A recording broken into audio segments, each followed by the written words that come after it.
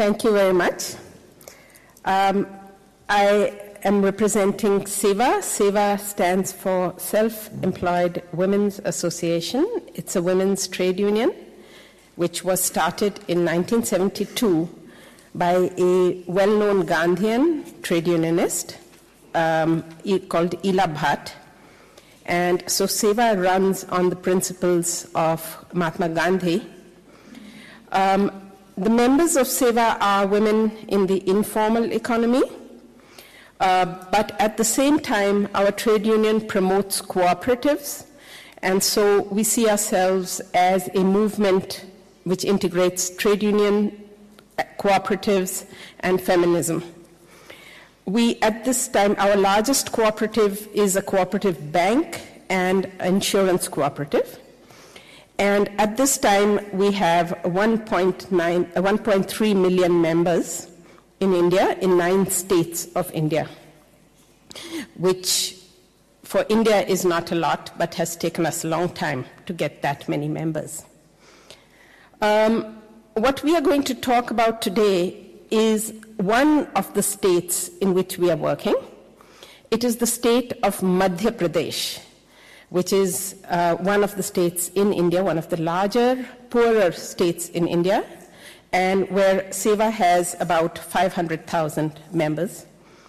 Our members in Madhya Pradesh include women who are construction workers, and you'll be surprised to know that in India, women construction workers do most of the manual labor, whereas the men do the mechanical labor.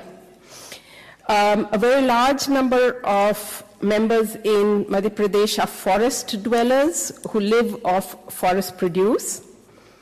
A number of them are home-based workers who roll cigarettes in their house, who are out workers, and a number are street vendors. And the total, as I said, in this particular state is about 500,000 members.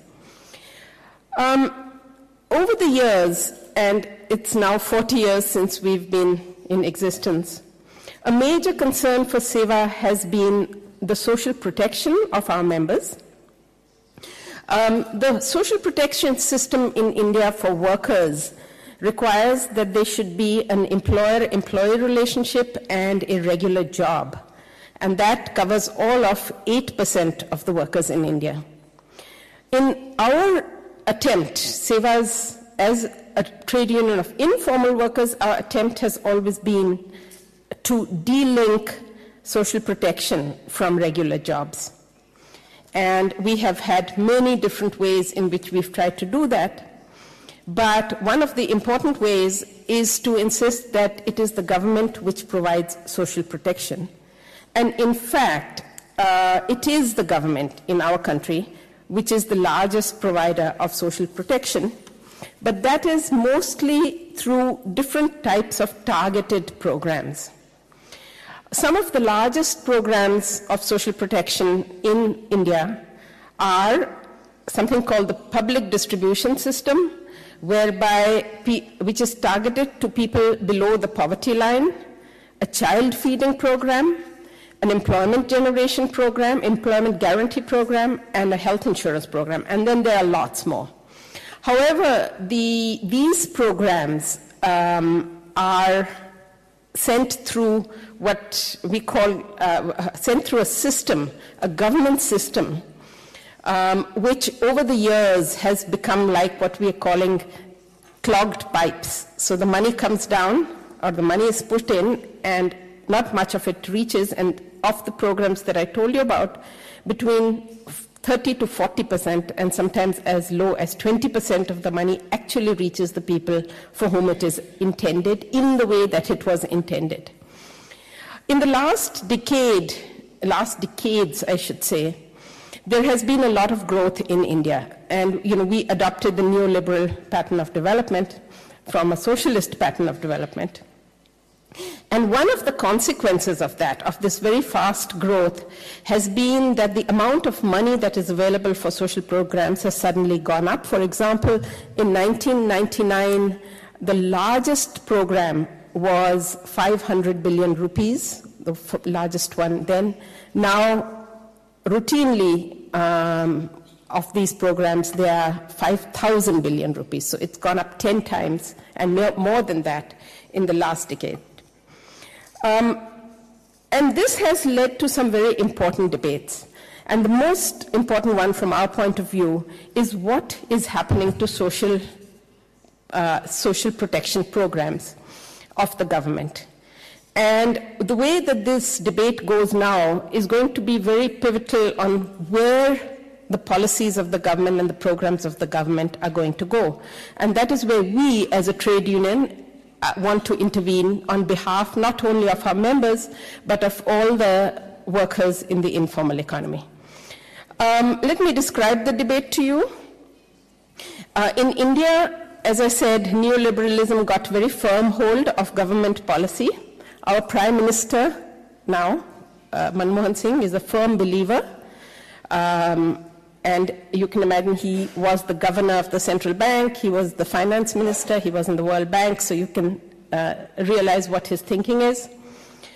And they see this huge amount of money going for social protection not really reaching people. And the neoliberals have been talking that these programs should no longer go on as they are. And they talk about changing a lot of these programs to direct cash transfers. So the type of cash transfer and so on is not discussed, but just the idea that they should be cash transfers has come from the neoliberal side. We also in India have a lot of what are called progressive forces. In the last government, not this government, in the last government, we had, as part of the coalition, we had a Socialist Party and the Communist Party. And their approach is that the programs that we have now, which are government-administered, labor-based, commodity-based, should continue as they are, and in fact should be expanded. But they don't have a solution for this clogged pipes problem.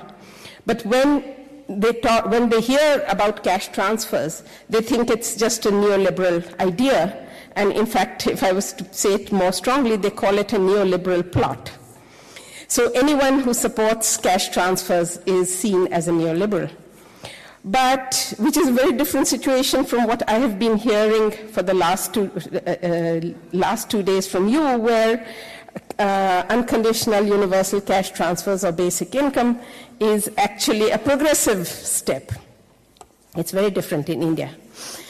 Our intervention in the debate is that cash transfers can be progressive, that the system as it is now are clogged, it doesn't work, we should not continue with it, we must change something. And we want to experiment with cash transfers, but we feel cash transfers are progressive if they are unconditional and non-targeted. Now, our union, SEWA, having been around a long time, having had a large membership, has a certain high degree of credibility in India. And we feel our intervention at this stage is quite crucial to turn cash transfers from a neoliberal, or take it away from the neoliberals and bring it into the progressive side. And to show that it can be, that basic income can be progressive and redistributive. The importance of, I must tell you, and yesterday I described it to some extent, that that we have been attacked quite a lot for saying that you are advocating a program or advocating a policy which is anti-poor. However, what we say and what we want to show from these studies that we are going to present to you is that perhaps cash transfers will work very well, but they must be unconditional, they must be well run, and in which case the design is very important. They must be done in a way that is acceptable to common people. You can't, what the neoliberals tend to do is just, say, well, we'll shut down this program, we'll start that program, and people don't know what's going on. And finally, as far as we're concerned, as I told you, we also run our own bank. We find that for women, money is very empowering. So money in the hand is a very empowering thing rather than government telling you that this is good for you or that is good for you. Therefore, what we have started is a number of pilots, and these pilots are both actual cash transfers as well as a research. And we are, in fact, very privileged that Guy Standing is part of the research because we are a trade union, so we are not that good in research. So we have tried to separate ourselves from the research and let the researchers carry on their own. And we hope that the research will be more credible because of that. So I'll now hand it over to Guy.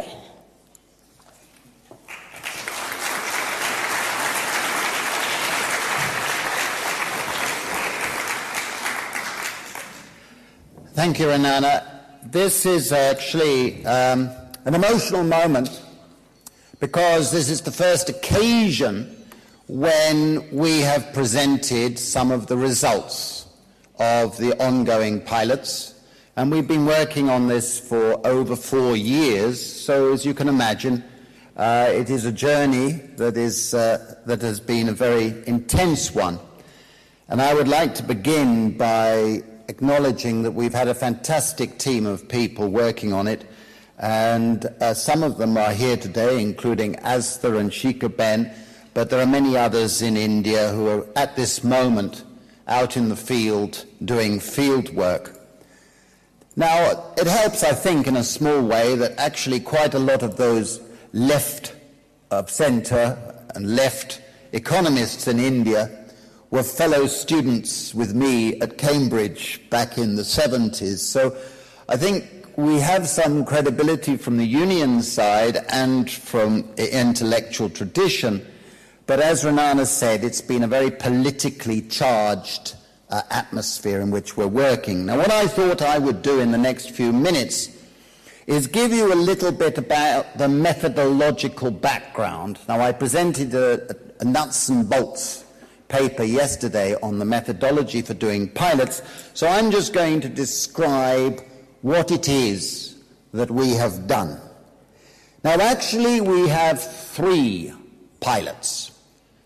The first one was launched in West Delhi, an urban area, in 2010, and has essentially concluded. And this was a substitution. The people were given the choice of either continuing to receive the subsidized food and kerosene or switching to an unconditional individual cash transfer. That was a relatively small pilot, but it gave us a lot of lessons, practical lessons, the design of the evaluation techniques, and so on. The second pilot, which we call the Madhya Pradesh Unconditional Cash Transfer, or MPUCT, covers 20 villages in the state of Madhya Pradesh. And we have 2 representatives from Madhya Pradesh with us today. Now, the idea was to conduct a randomized controlled trial project. And before we launched it, we had meetings with the World Bank, JPL, the Finance Ministry, a lot of the donor communities, to go through the methodology. So we gave everybody a chance to discuss the technical methodology. And what we concluded was that we were going to test 2 propositions. One proposition is that unconditional cash transfers operate in a set of positive ways vis-à-vis people who don't receive cash transfers. But in addition, we wanted to test the proposition that a basic income with stronger voice, collective agency, is going to be more effective than if you just have a basic income without voice. Which meant that the design of our pilot was that we chose a random selection of villages, half of which were Sewa, where SEWA had been operating for 5 years or more, and the other half were non-SEWA. And what we did is we did not believe in the purity of the randomized controlled trial methodology, which is essentially designed for medical experiments. So you have treatment versus non-treatment. The idea of randomized controlled trial is you give somebody a malaria pill, you give somebody else a placebo, which looks like a malaria pill but is not, and somebody else no treatment, and then you track the effectiveness or otherwise. If you did that with a social policy experiment, you would have explosive problems because one neighbor would not get it and another neighbor would get it, so you would have problems. So what we did was we selected randomly from the universe of villages in the area that was selected for the pilot, and then we chose 8 villages for receiving cash transfers. Everybody in those 8 villages would receive the cash transfers. I'll come to what they were in a second. But to do the test, we chose 4 villages that were SEWA villages and 4 villages that were non-SEWA villages.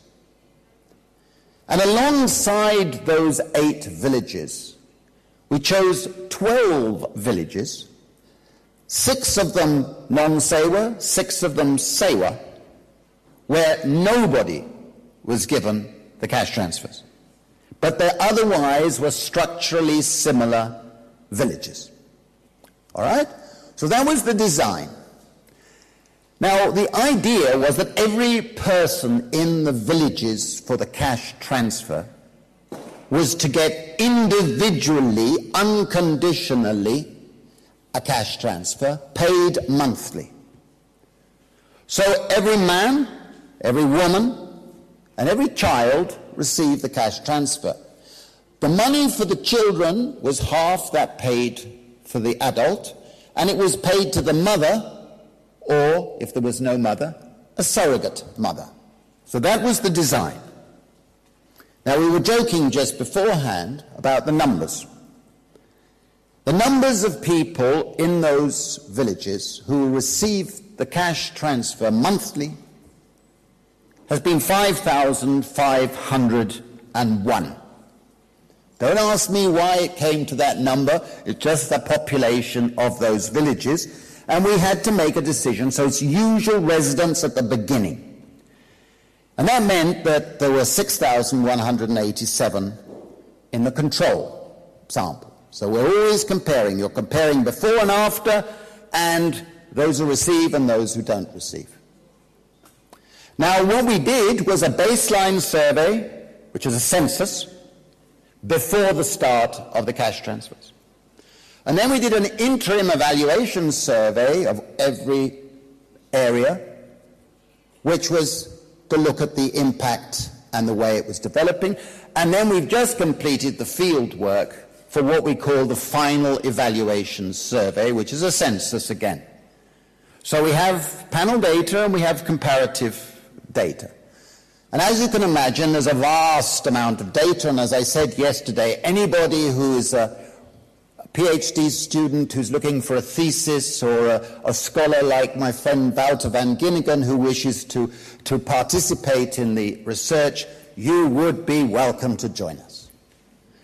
Now, in addition, we did a special follow-up pilot in a tribal village, which are very poor villages in India, lower caste, tribal. It's a Bill village.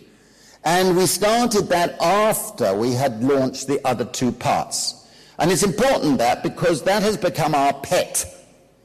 Because some of the lessons we learnt in doing all the methodological work and the questionnaire design and the training manuals and everything, we could refine for the follow-up.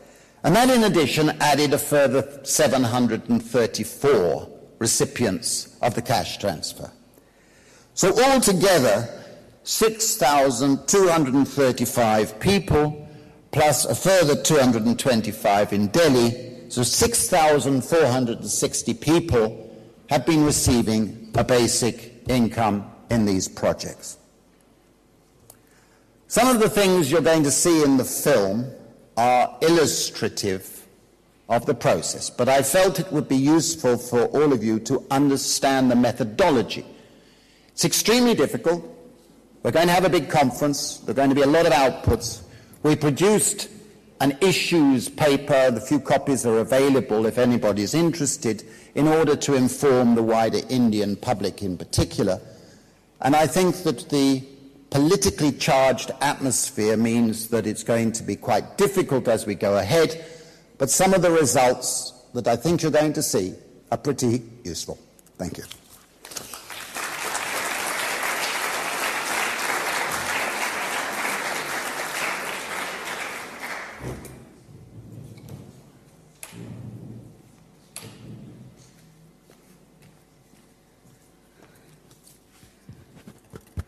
Thank you, Gayabhai. I am Shikha Joshi, the General Secretary of Seva Madhya Pradesh. As my both of the colleagues said, that this universal unconditional cash transfer is implemented in 22 villages of Indore district in the state of Madhya Pradesh. During the implementation of this project, we have the lots of the experiences from the grassroots level. I want to share some of our experiences with you. This program is started with the baseline survey in the villages. And during the baseline survey, we ask some basic questions of their family income, on their agriculture links, and the other questions related with the families. So in one of our non-working Seva villages, Shauda, the peoples are very angry. They don't want to answer such types of the questions, and they call the police and picket our narrators, lots of the villagers. And I went to the village with my some senior, and now talk with the people, talk with the police, and then they release our narrators. Even we have the support from the government of the Madhya Pradesh. Our narrator have the consent letter from the district administrations. After these events, during the distribution of the physical cash transfers, because in first 3 months we distributed the cash physically, because there are lots of the villagers don't have the bank accounts. So during the first physical cash transfers, again lots of the quarrel happen in this same village. Lots of the quarrel happen in the same village. And they ask lots of the question with our cash distribution teams. Why you select our village? Why you want to distribute the money? Why you come to our village? Then this our physical cash distribution team returned back on the same day. Again on the second day, our cash distribution team visited to the villages. Then we handle the lots of the meeting in the same villages and fight a lot, struggle a lot, and overcome with this problem in the Shauda village, and then able to run the program in the Shauda village. Our second most important experience with the opening of the bank accounts, because after the 3 months, every villagers must have their bank account in the villages, and we met with the RBI of the chief in Madhya Pradesh and talked with them about our program. He support our program and issue the consent letter to the head of the bankers in the Indore districts. And the head of these bankers also issued the letter to the bank managers, the branches near to our villages, but they are very non-cooperative. They don't want to open the non-fail accounts. They want all the KYC, to fulfill all the KYCs to open the bank accounts. The lots of the bank managers want the money to open the bank account, but in the no-frill accounts, there's no need to money to open the bank accounts. Lots of the time, the bank managers are transferred very frequently. So when the new person come and join the banks.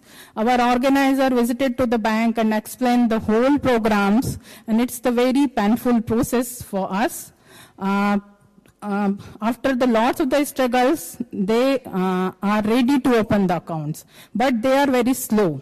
They want to open only 4 and 5 bank accounts per day. Now we negotiate with the bank officers to organize the bank verification camps for their signature and the thumb impression in the villages. They said yes, but the lots of the time they don't visit it to the villagers, and our time is wasted during this process. After the lots of the struggle, we are open the bank accounts, but they don't want to hand over the passbooks for the no-frill accounts. So again, we struggle a lot to hand over the passbooks to our villagers.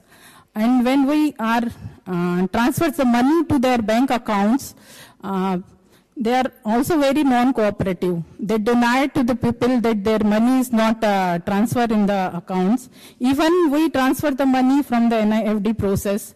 So every month we meet with the bank managers, negotiate with them, and try to talk with them that please withdraw the money of the villagers. So from this process, I believe that not me, but all my organizers, that it is very painful for us to open the bank accounts. Although in India, the RBI, the Reserve Bank of the India, have the instruction to all the bankers that you have to open a bank, a branch of the bank in the population of 2,000 near to the village, and also have the business correspondence in the village. And the business correspondents visited to the villagers and help the villagers to open the account and transit the money. But it not sounds well at the grassroots level. And I think that they don't want to work for the poor people, and it's very problematic to have access of the banking services to the poor people. But I want to share the most important thing which happens during this cash transfer in my state, the empowerment of the women. In one of our working villages, which is called the Jagmal Piplia, lots of the rich families are there, because in this program, it is the universal unconditional cash transfer program. So we have to give money to each and every family in the villages. So in this village, the lots of the rich families are there, and they don't want to take the money because the amount is very minimum amount. But the women from this rich family want to take the money. When I visited to the villages, so they shared with me, even we are from the rich family, we don't have any problem for the braids, for the cloths, we have the gold jewelries also, but we don't have our bank account by our own names. We don't have the money in our hands. We don't have any decision-making rights in the families. But due to this unconditional cash transfers, we receive the money by our own names. We have our own bank accounts. We have some money to spend as we want to spend. So we think that from this program, we have to know that the women's, when receive the money in their own hands, they have to spend very good, and it's not only to the poor women, but also for the women which are from the rich families. Thank you.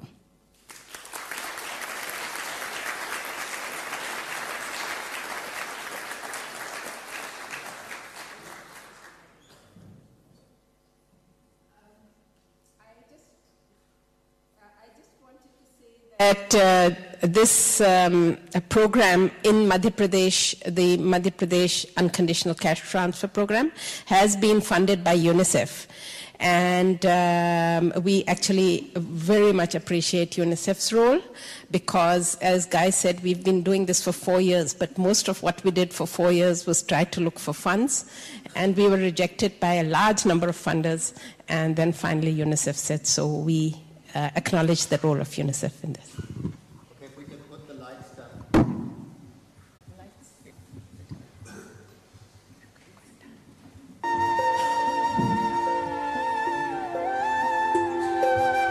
More than 90% of India's working population works in the informal economy. They inhabit a large number of villages and urban industrial centers. India's social policy is woefully inadequate in addressing the basic social needs of its workers. The reasons are many, including diversion of funds and also clogging of government delivery pipes. It is against this failure to deliver that in the recent years, cash transfers are being seen as a relatively efficient and alternative social policy instrument. Self-Employed Women's Association, SEWA, is a national workers' union that organizes women workers in the informal economy. It has 1.3 million workers as its members in 9 states. In Madhya Pradesh, with over 500,000 members, SEWA, in partnership with UNICEF, has launched a pilot project to study the potential and relevance of cash transfers in India. The idea is that each individual should be provided with a sort of basic income. It is not seen as an alternative to public social services. This is an experiment to see if cash transfers can help improve the lives and the standard of living and the sense of freedom and empowerment of people in rural India. इस योजना के तहत 1 साल तक हर परिवार को कुछ नगद पैसे दिए जाएंगे। परिवार में जो वयस्क है 18 साल से ऊपर जो है उनको 200 रुपए मिलेंगे, 18 साल तक जो बच्चे हैं उनको 100 रुपए मिलेंगे। और ये पैसा जो है आपके बैंक के खाते में जाएगा, लेकिन बैंक का खाता खोलना पड़ेगा। इसीलिए 2 महीने तक आपको हाथों हाथ नकद दिया जाएगा। भाइयों के जो 200 रुपए भाई को मिलेंगे, बहन का 200 रुपए बहन को मिलेंगे, और बच्चों का जो है वो बहन के खाते में जाएगा। आपको बराबर हर महीना 200 रुपए आपके खाते में आ जाएगा, कोई शर्त नहीं है। आपको परिवार में आपको ही तय करना है।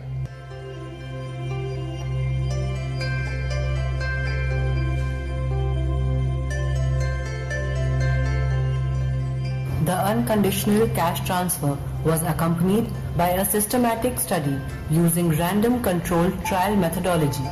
Altogether, there were 20 villages in this study, 12 of them control villages and 8 cash transfer villages. In the first 3 months, cash was distributed physically for those who did not have bank accounts. The biggest challenge during this pilot was to get cash money delivered to all the people. Simultaneously, SEWA organizers undertook a massive campaign to help people open bank accounts. For this purpose, SEWA mediated with the bank officials and organized camps in the villages itself. पहली बार खाता खुला? पहली बार। कैसा लग रहा है अभी?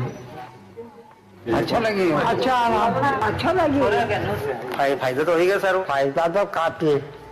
The pilot cash transfers were done for a period of 1 year, during which surveys were conducted at 3 points: baseline, midline and endline, to study the impact of cash transfers on households.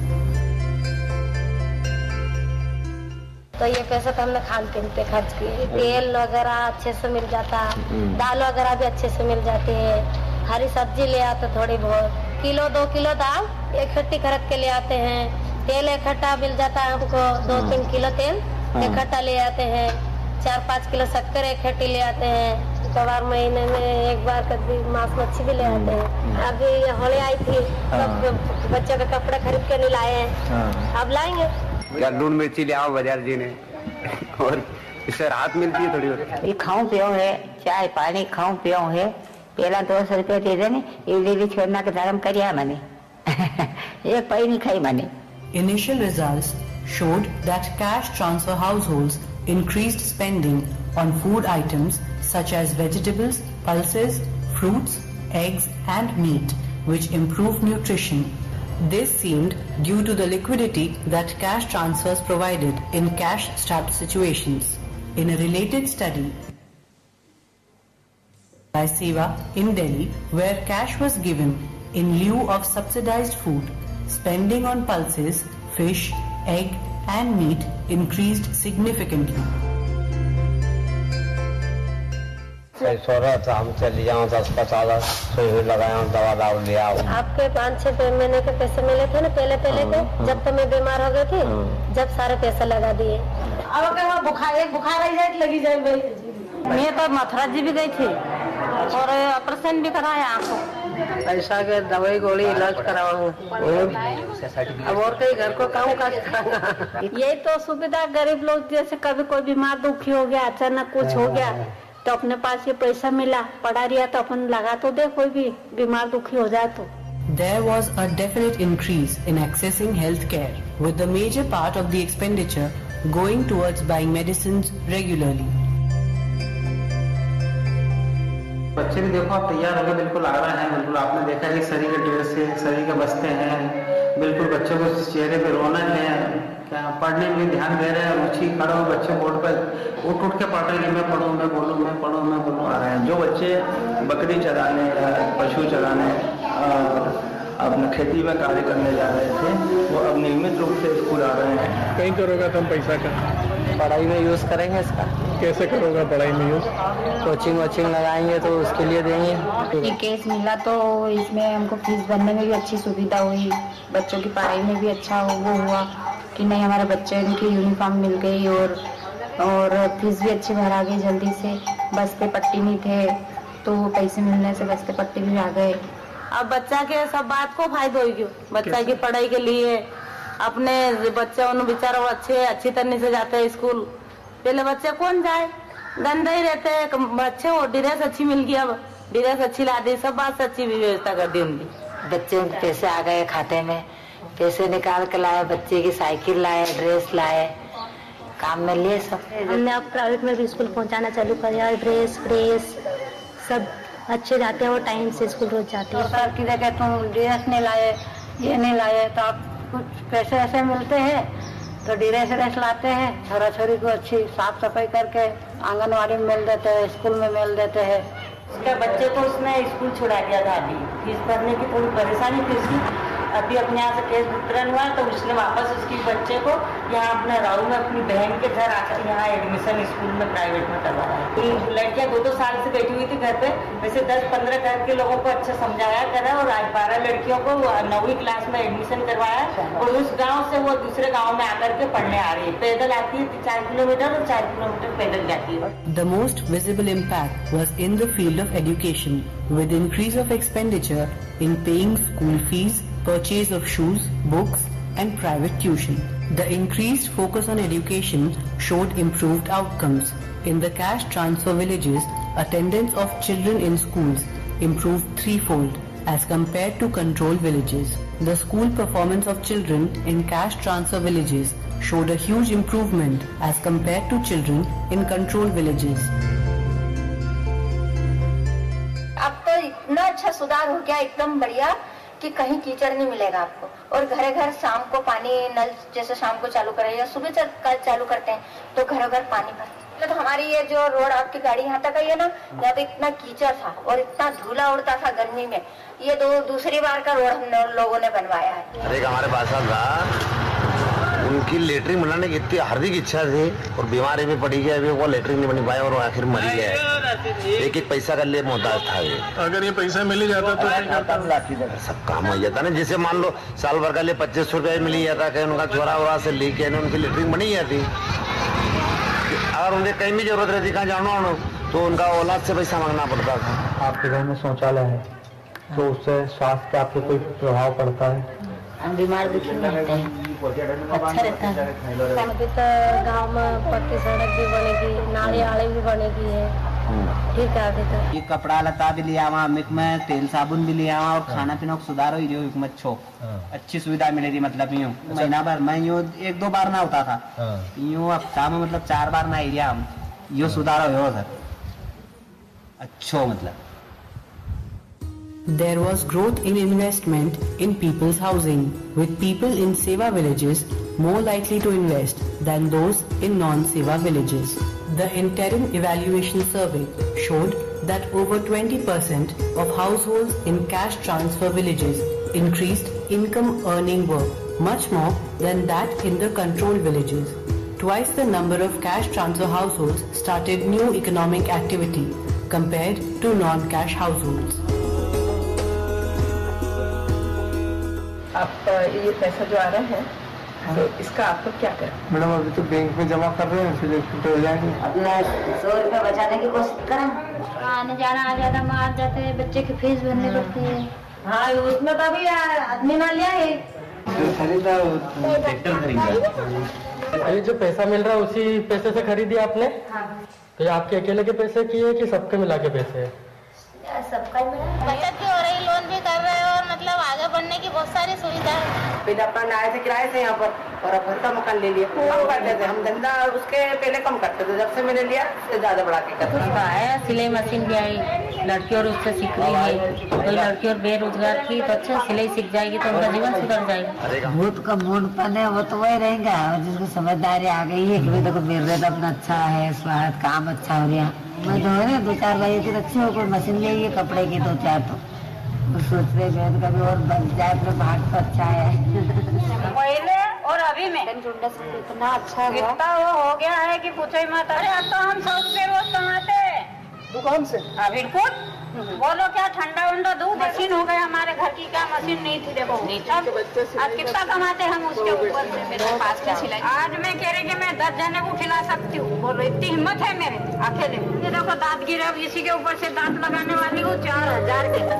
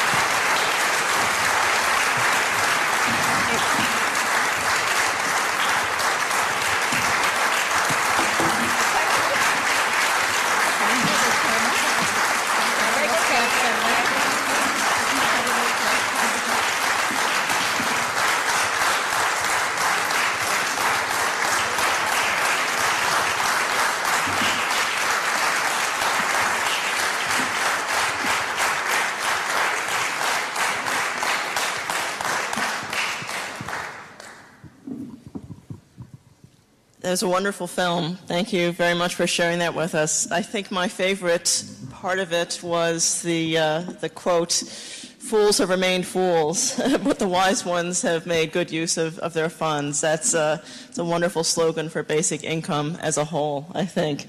Thank you very much. Is there anything that anyone wants to add before we begin with the question and answer period? All right, then we'll take questions, comments from the floor. Who would like to begin? Yes.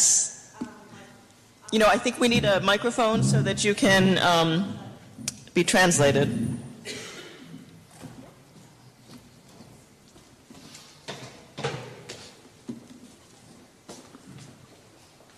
Thank you. My name is Katrina Messinger. I would just be interested in some more details on the outcome concerning the Seva and not Seva villages. You did say something on economic activities, but especially when we talk about women empowerment, when we talk about social activity, about community development, how did that make a difference? How could Seva make a difference in the pilot?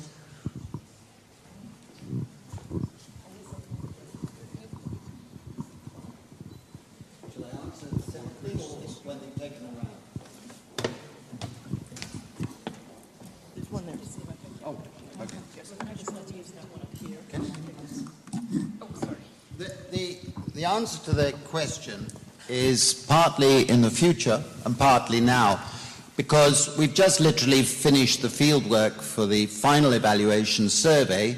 We have a lot of initial findings.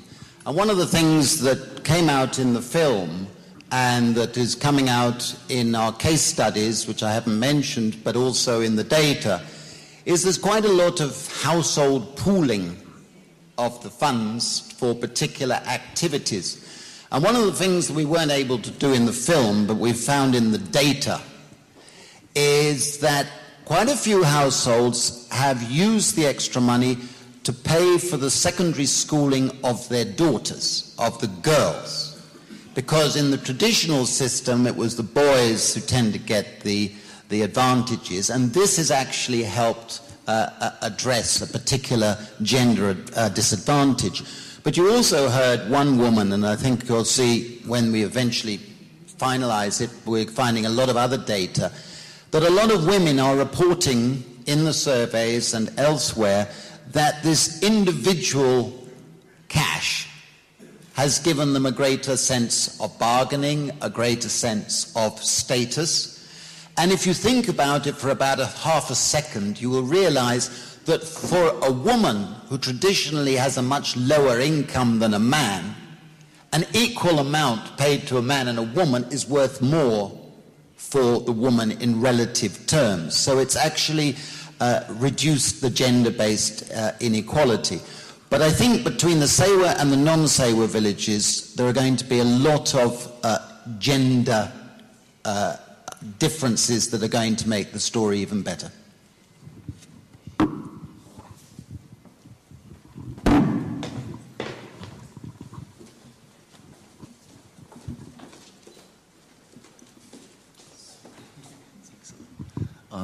Yes, hello.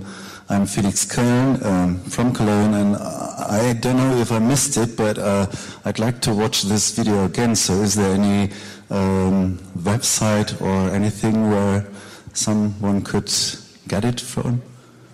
Thanks.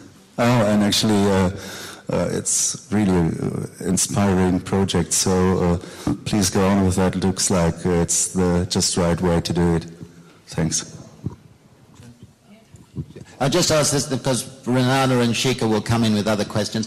It is available at the moment, but literally this is the first time all of us have seen this version, and there are several things, little typos that I picked up, but we will be putting it on YouTube probably next week. And if any of you have difficulties and you wanted to obtain a copy, then you could email us and we'll make sure you can see it. Okay, now we have a few people waiting for questions. I'm going to start over here. And maybe we'll take 2 or 3 questions, and then the panel can take turns addressing. Mein Name ist Bernhard Kündig aus der Schweiz. Darf ich Deutsch fragen? Auf Deutsch. Meine Frage ist das ist mir auch schon beim Beispiel Namibien, habe ich mich dieselbe Frage gestellt. Wie ist das Projekt auf Dauer geplant? Nicht wahr? Es ist interessant als Studie, aber die Menschen sind ja keine Versuchskaninchen sozusagen. In Namibien hatten wir das Problem, dass wenn die Barzahlungen aufhören, weil das eben einmalig, also auf eine begrenzte Dauer organisiert ist, dann ist möglicherweise der Fall nachher noch viel schlimmer. Ich weiß nicht. Sind solche Überlegungen im Gange, und da würde ich gerne etwas erfahren dazu. Danke.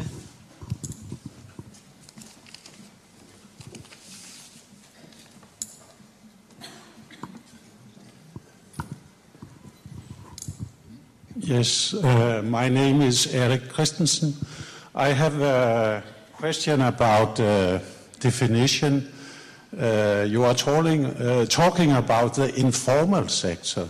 What is the distinction, more exact, between informal and formal sector? And this pilot is transforming the informal sector to formal sector.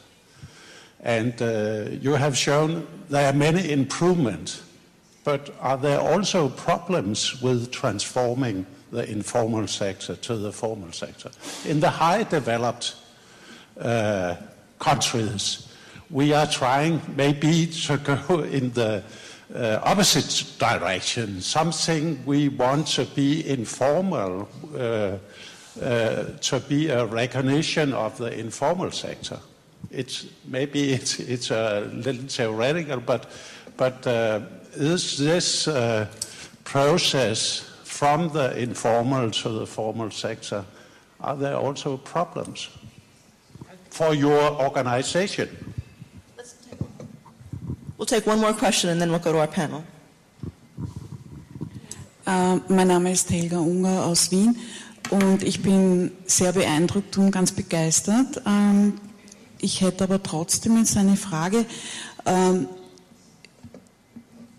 Dass die Frauen in Indien wenig Einkommen haben im Vergleich zu Männern, ist ja eine gesellschaftliche, rekrutiert sich ja aus der patriarchalen Gesellschaft und jetzt kriegen die Frauen dasselbe Geld.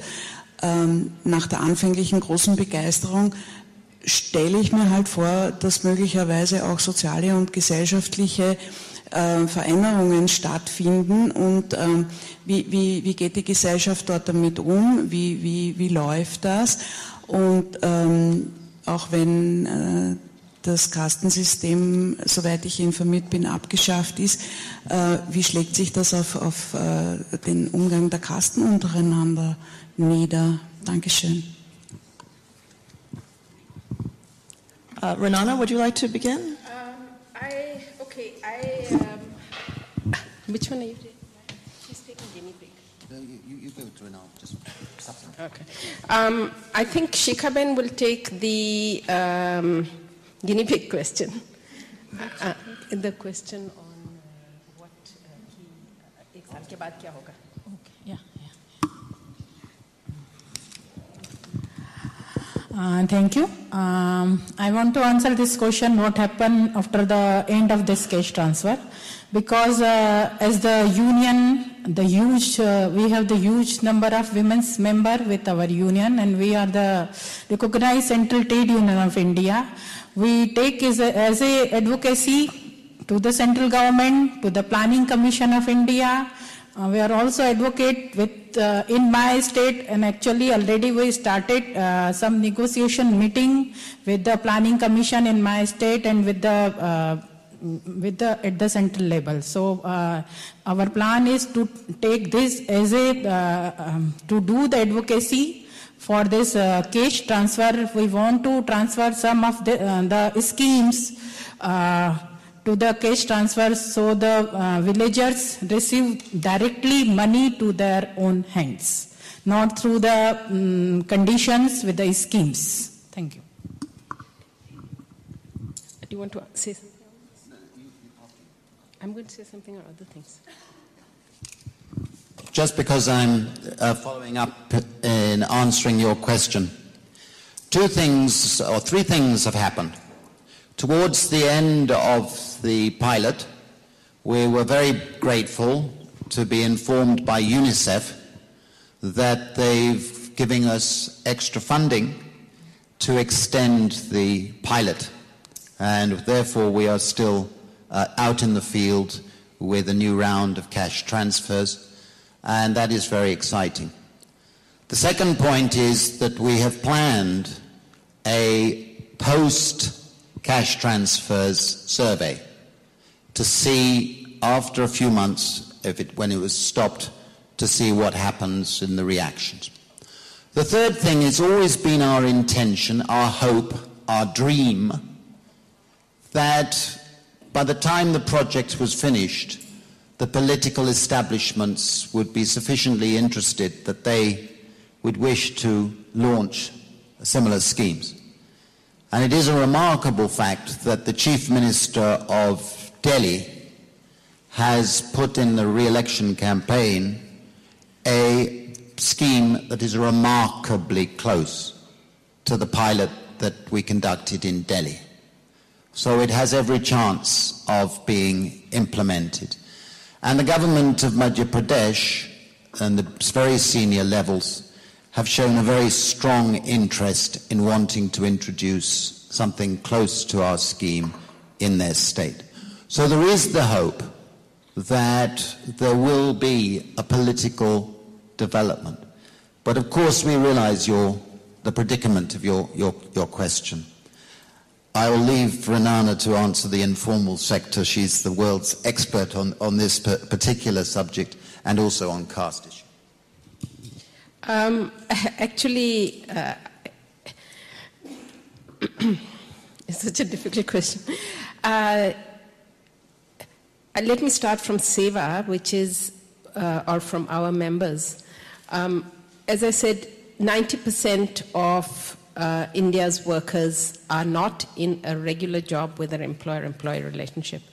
And the result of that is that they don't have social protection, they don't have a regular income, and they have no kind of employment or work security. We needed to come up with a name for such workers. And I think the name, we have been, SEVA particularly, but many other different organizations, including within the ILO, have been talking about what is the name of this large number of workers. And the name that we've come up with is the informal economy. Now, I'm not just making it up. It's been discussed in the there is a regular definition of what an informal worker is, which includes self-employed worker and workers without regular jobs, which has been adopted by the ILO. I think the informal-formal divide is actually a false divide in many ways. What we are talking about is not bringing everybody into regular employer-employee jobs, because we cannot do that, and in fact the world is going another way. What we are talking about is giving security in some ways to all workers, whether they have a job where they're an employer-employee, or they have a job where they are self-employed, or they work for subsistence. They are all workers. And so they need certain types of social protection, they need economic security. So I think what we are talking about is not the formal-informal divide, or making a formal-informal or the informal-formal, but security. I hope that answers it. I will also go to the next question, which is the issue of women's status. And you're right, in fact we have now 2 studies where we've seen that women's incomes are about 40% of men's incomes. Again, I have to go back to the SEVA point of view, which is that our whole existence has been on social change for women workers and for women in general. And I must say, not just SEVA, but in India, that is one of the things that has, we have very strong patriarchy, but the changes that have happened with women are perhaps more visible than most other changes. And so this is one in a series of empowerment works or ways of empowerment. The caste system, by the way, in India is very strong. It hasn't disappeared. It's just strengthened itself and come out in different ways. And in fact, one of the things that has happened in our work has been for the lower, the sort of untouchability and anti-lower caste sentiment to become less. So I won't go into detail on that, but we take a few more questions. Anyone in the back? I don't want to ignore the back row. All right.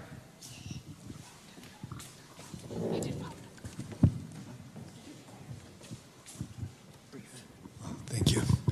Well, congratulations for this very important experience. I would like to know first how much is the cost, for example, 1 year of this experience, would it be possible, well, to what extent do you believe that UNESCO could reproduce this? For example, yesterday we had the news here that the Namibian Ocheveru experience has been stopped for 2 months now because of lack of funds. Do you believe that UNESCO could help the Ocheveru experience? Would the cost of this experience, how does it compare to the Ocheveru experience cost? Do you believe that UNESCO could help other pioneer projects, such as, for example, the Santo Antônio do Pinhal experience in Brazil, since they have already approved a law to initiate, but they are thinking of paying in the first year the newborns, because they wouldn't have enough to pay for the 6,600 inhabitants.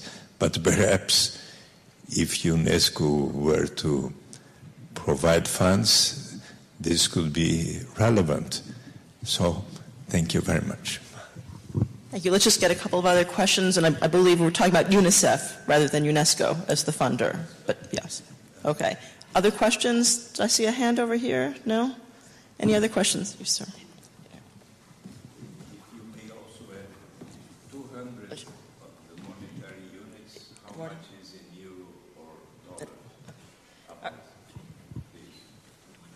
Okay. I'm Michael Valunter from Foundation Inclusion, and we have a special interest in the logistics of the cash transfers. And you were talking a lot about that, especially about the banking problems, how to get into the system. And now I was just trying to imagine how it works.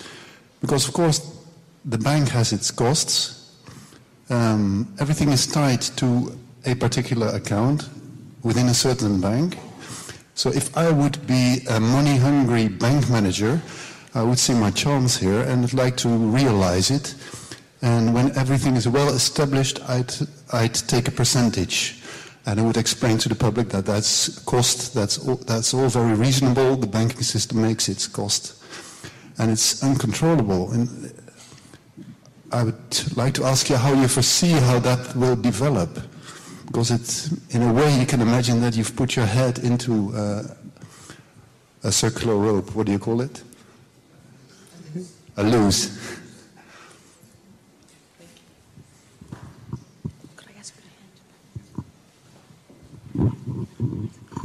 Hi, my name is Kush Chaudhry.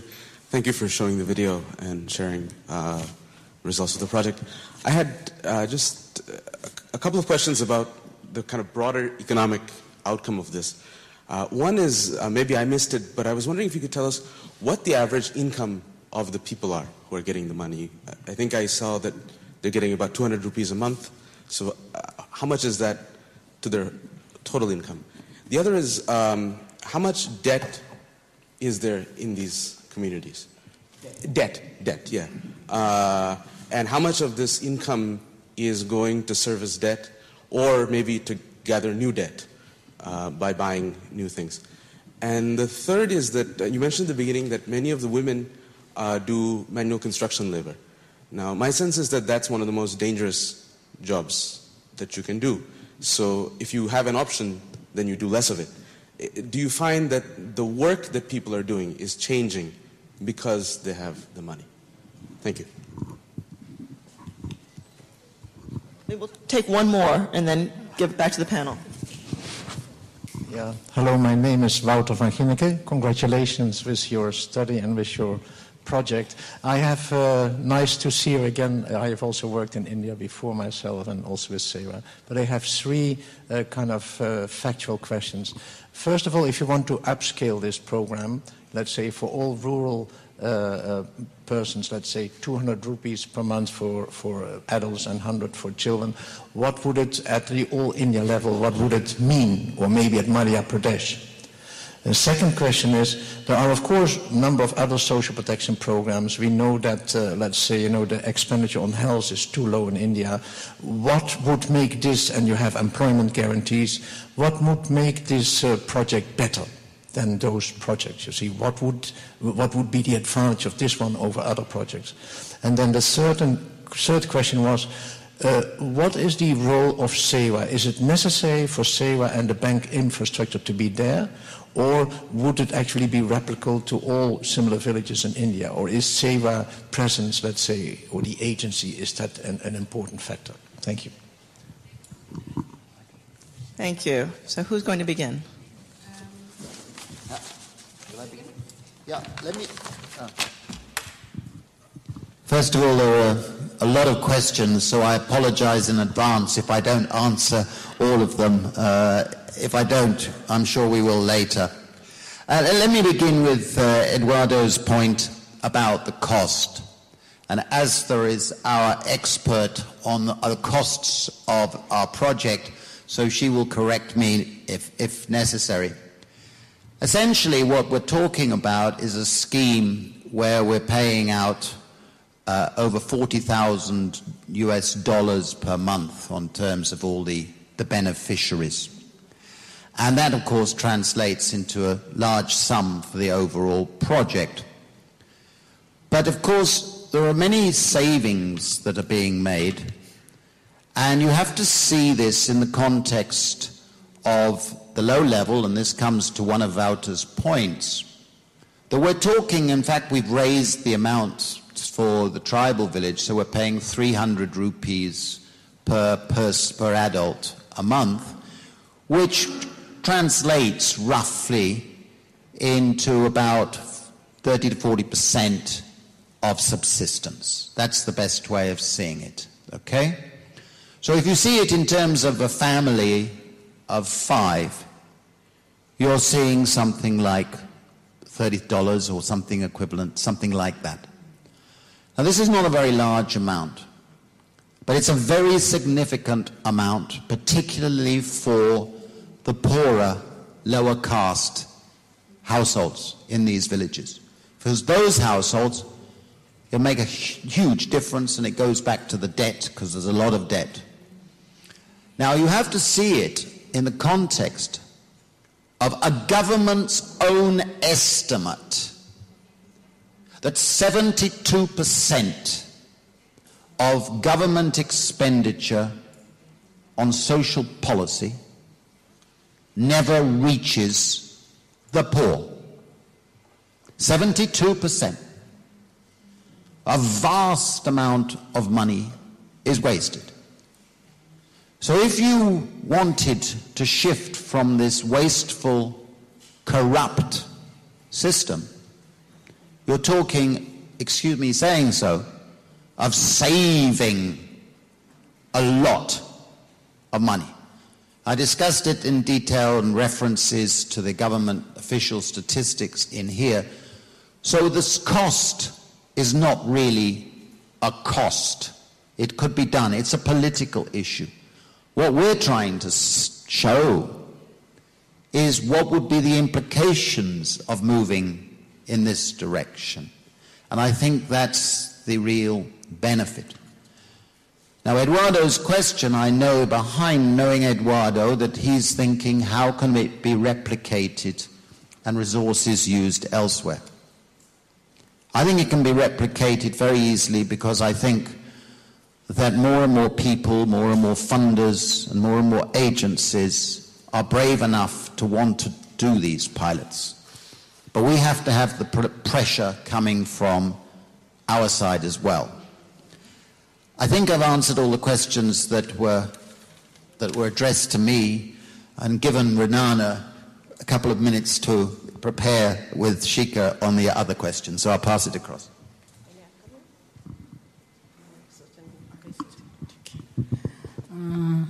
I want to reply on the questions of the average income. in our village, on our normal villages, the average income is around 6,000 Indian rupees. And in our tribal village, because we are also choose the tribal village, the average income of the people is 4,000 rupees. On the question of the debt, it's very high. They take the debt on 5% interest rate, pay by 5% interest rate, but per month. But from this money, they did not pay the money of this debt. On the question of this construction workers, yes, it is not reduced because in our village area, the people do not have the employment whole round the year. So when they find the jobs, they are going for the jobs. And for the construction work, they are earn the 100 Indian rupees per day.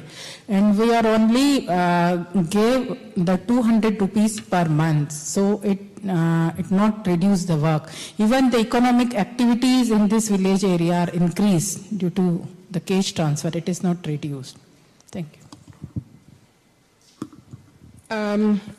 I also would like to just address something on Eduardo's question, which is that UNICEF has got very enthusiastic about this cash transfers, but it's not something they usually do. And also, there were the questions about Namibia.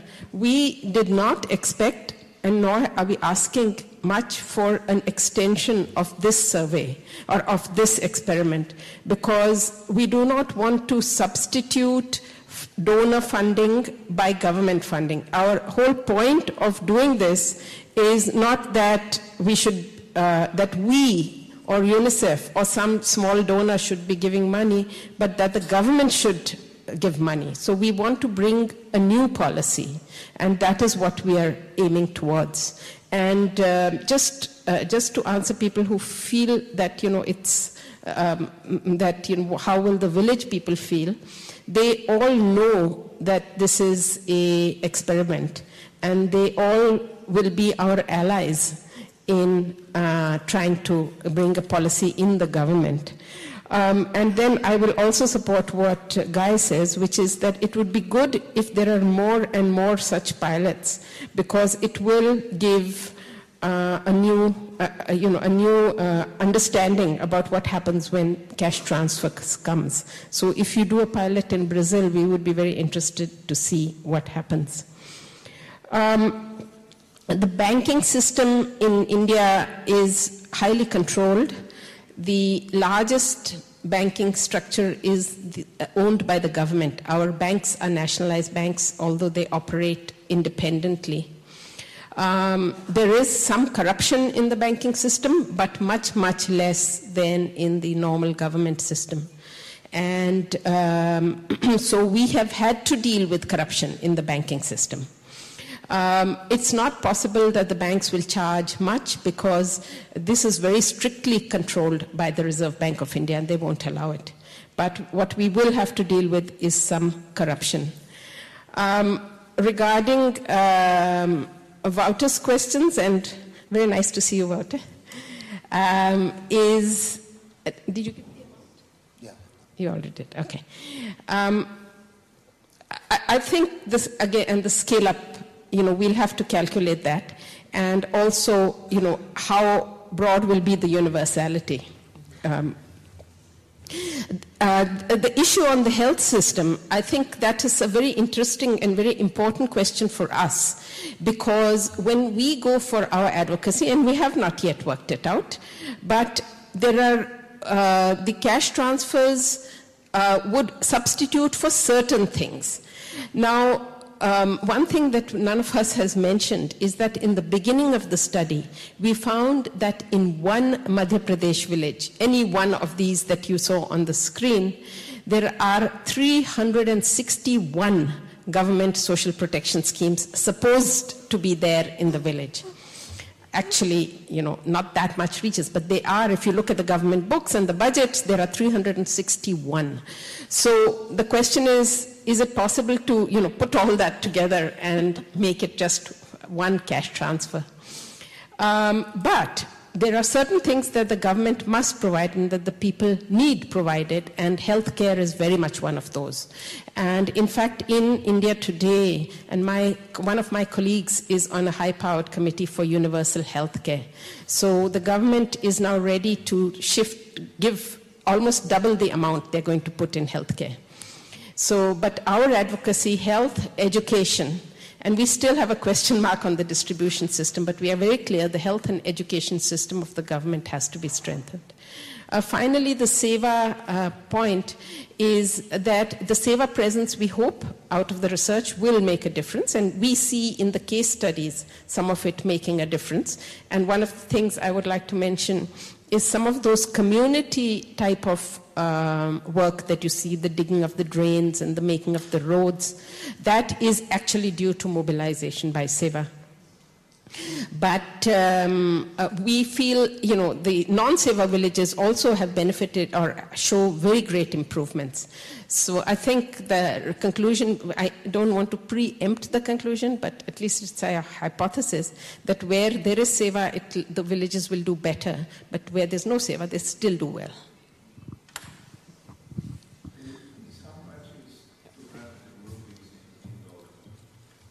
Well, it was 4.5 to 5.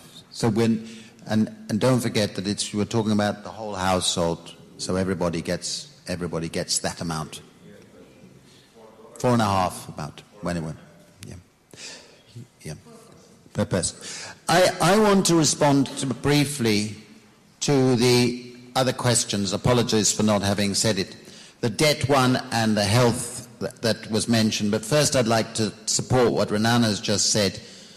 There are improvements that have been taking place in the villages where SEWA is not working, so that there are advantages even in those villages. The interesting thing as far as debt is concerned is that most households in these villages have big debts, and they have to go into debt in particular for schooling and for medical crises, right? And one of the things, although the film has not done, because we haven't gone into a lot of these issues in the film, that was coming across very, very clearly, is that having the liquidity of a regular amount of money means that people, when they do have a medical crisis, suddenly falling ill or an accident, have an access to money rather than having to go to the moneylender. And you have to understand that in Indian villages, a moneylender is a crook, in effect, because they're charging rates of interest of 5% upwards per month. So you can imagine when they see somebody desperate, they're likely to raise it. But the fact that they can avoid having to increase their debt and have this access means that what we're finding is that the regularity of people taking their medicines has been a big positive. And all of us know that if you take your medicines regularly, they're more likely to do you some good. So that is something that is a very exciting part of the story. And I think the health savings is something that has to be taken into account in this. What we're seeing also is that people with the cash transfers are using private doctors and nurses more. Now, the reason they're doing that, according to what they tell us in the surveys, is that the availability. It's all very well to have a public service, but if they're not delivering, what's the point? And so they're in effect beginning to put pressure on the public to start delivering a proper service. And I think that story is going to come out very clearly when we write up the full results of the data. I think we would like to end. Rajmani is from one of the tribal villages, and she'd just like to say a few words, which I will then translate. मैं मध्य प्रदेश से आई हूँ. मेरा नाम राजमनी स्वामी है और सेवा मध्य प्रदेश में भी जो फॉरेस्ट विभाग है आदिवासी इलाके में मैं संगठन का कार्य करती हूँ. और जो कैश वितरण हो रहा है आदिवासी इलाके में इतनी गरीबी थी उनकी, जो उसके कारण जो कैश मिलने लगा उससे वो कभी अनाज नहीं खरीदते थे, कभी उन्होंने 1 किलो आटा ले आया, कभी शक्कर लेके आ गई, कभी तेल लेनी है, कभी तेल नहीं लेके आते थे। मगर जब ये कैश वितरण हुआ उस समय उनके घरों में परिवार के अंदर जैसे शक्कर लेके आ जाते तो चाय वगैरह नहीं पीते थे, तो चाय पीना लगे हैं। दूसरा, उनके घर में कभी इकट्ठा अनाज नहीं आता था, कभी खाने को नहीं रहता था। जब से कैश मिलने लगा तो वो खाने का अनाज महीने का लाने लगे। बच्चों को कहने से दवाई वगैरह के लिए 5 रुपए सैकड़े का ब्याज से लेके आके अपने बच्चों का इलाज कराते थे। मगर अभी ऐसा स्थिति आई है कि कहने से उनको पैसा मिला, तो जिस दिन पैसा मिला उनके बच्चे की बहुत सालों से बीमारी चल रही थी, तो वो ब्याज से लेके आने की उनकी इतनी शक्ति नहीं थी कि ब्याज से लाके बच्चों का इलाज करा सके। तो उन्होंने पैसा जैसे ही मिला पूरे परिवार का इकट्ठा करके, उसके बच्चे का वाल में कुछ कमी थी तो वाल के वास्ते दवाई डॉक्टर को दिखाया उन्होंने। और ऐसी जो खाद बीज है उनके लिए उनके पास पैसा नहीं रहता था, तो वो खाद बीज कहाँ से लाए या कोई साहूकार से लेके आते थे। तो जैसे 1 बीघा उन्होंने 1 बोरी का अनाज लेके आए तो उसके बदले में उनको 3 गुना ज्यादा देना पड़ता है। मगर अभी जब कैश मिला तो उन्होंने पूरे परिवार का पैसा इकट्ठा करके और उन्होंने खाद लेके आया और अपने खेती के अंदर वो खाद बीज डाल के उससे खेती का उसमें वो करने लगे। और परिवार में साग सब्जी हरी खाते नहीं थे, मगर जब पैसा मिलता है तो उस दिन फल साग सब्जी वो लाके उस तरह से उनका जीवन। Just translate that. She is talking about the tribal village, which is there, and she says that it has made a big difference to have cash in hand, and she said that the people didn't have money in their hand. So whenever they got money, they would buy a little bit of food. So they were never able to buy food at good prices, and often there was no food in the house because they only could buy little when they had some money in their hand. But once they got the cash transfers, then they could buy enough so that they could have for the whole month. So that way their food, they feel secure. Then she gave the example of a child in the village who had something wrong with the valve in the heart. And so it was always suffering the child. And when the cash transfers came, a lot of the village and the family of the child and other village people put money together and took the child to the hospital and got it operated on. And now it's okay. And, oh yes, and she also said that they took green vegetables for the first time. And also there were a lot more people began drinking tea. तीसरा क्या कहता? Oh yes. And then they have little bits of land, and during the monsoons, when the rain comes, they put seeds in the land, and they borrow it from the money lender and have to pay back 100% after 3 months. And this time they bought the seeds on their own and they didn't have to pay back the money lender anything. So it really makes a big difference, she said. And lastly, let me introduce Astha. Astha, why don't you come up? So Astha is very...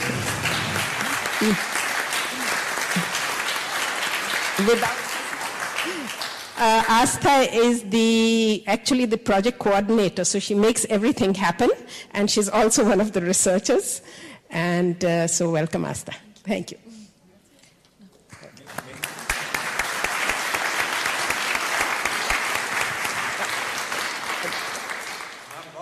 How about if, for how long is the project? What happens if UNESCO said, well, it will finish in that year? It's finished. Finished. It's finished. Oh, the cash transfers will finish at the end of the year. And what will happen then? The government will continue? We hope. Yeah, so Eduardo, they've already said that they hope that this will be a model for the government to take over rather than relying on private donors. So let me Sorry, I just wanted to answer your question about how much the transfer costs. And to transfer to 5,501 people, we spend about 2,000 euros per month. which is the cost of the transfer. On that note, let me thank our panelists for a very informative session on a very inspiring and moving project. Thank you, Guy, Renana, Asta, Shika, and Raj. Thanks very much.